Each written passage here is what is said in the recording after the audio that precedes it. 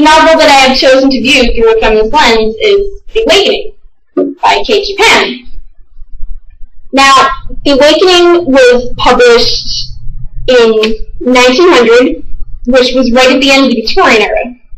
And during the Victorian era, women were oppressed, and both men and women were very socially repressed.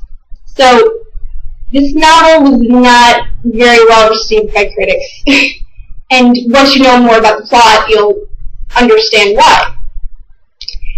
They criticized it on the grounds that a woman sought sexual pleasure outside of marriage, and that she chose sexual pleasure and personal freedom over her responsibilities to her children, over her duties as a mother. And during this time, motherhood was thought to be a woman's most important role, and the role that would satisfy her beyond all else. In other words, she would require nothing else from life if she were a mother. And so when Edna utters this line from the novel, when she says, "I would give up the unessential, my children, my money, my life, but not myself," she is not only asserting that she can have an individual self not tied to her role as a mother, but that maintaining this self is more important than her role as a mother, than her responsibilities to her children. And critics had a large problem with this, being members of the patriarchal society of the time. Now, within this novel, there are two other women who serve as foil characters and represent roles that Edna might inhabit. The first is Adele, and the second is Mademoiselle Reisz. Now, Adele is described as mother woman, and this is a very accurate description.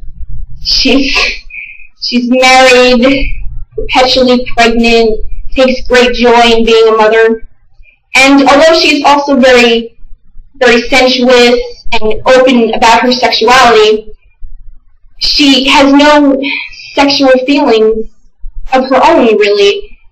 Although she might have sex, although she might exert her sexuality in her relationship with her husband, it is only so that she can have more children and take joy in being a mother. So she channels her sexuality into her desire to be a mother, into the role that society has prescribed for her.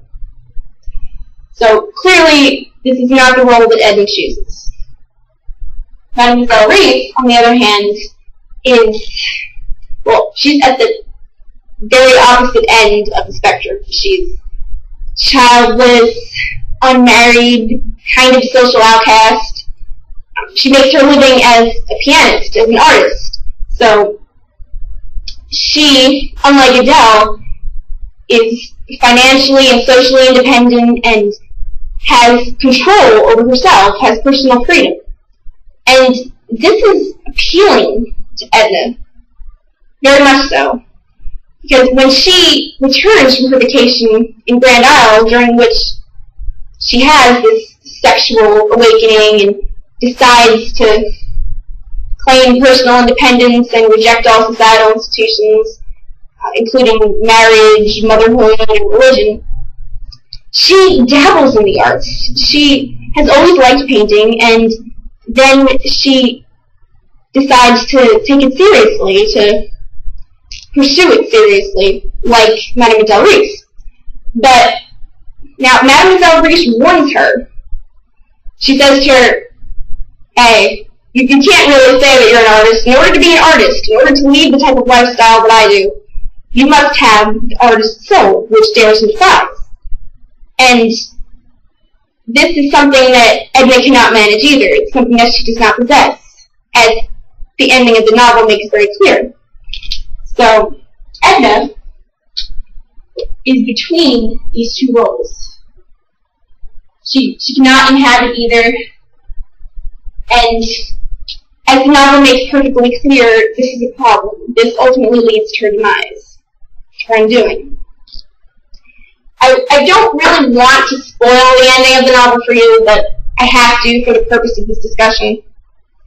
At the end of the novel, when Edna has been rejected by her lover, when she realizes that all hope is lost, she cannot leave her husband and her children and still exist in this Victorian-era society, she walks out into the sea, and many scholars believe that this is a sign that she has committed suicide. And in fact, there are many ways that the ending has been viewed and the ending has been interpreted. And it really comes down to the difference between punishment and reward.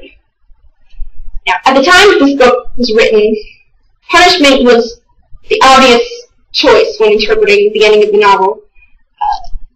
Critics said that the fact that Edna had to commit suicide was not only a sign that she had failed to go against societal norms, but that she should never have tried. This was her punishment for abandoning her husband, for abandoning her children, for forsaking her role. But recently, when this novel was rediscovered during the, I would say, the second wave of feminism, which I discussed in my feminist criticism video, her descension into the sea at the end of the novel has been viewed positively as a reward. Some people believe that it signifies her rebirth as an artist, that it is her final expression of freedom. She may not be able to live freely in the Victorian-era society of New Orleans in 1899, but she can now, in death, claim her body and claim ownership of her body and of herself, and assert her freedom.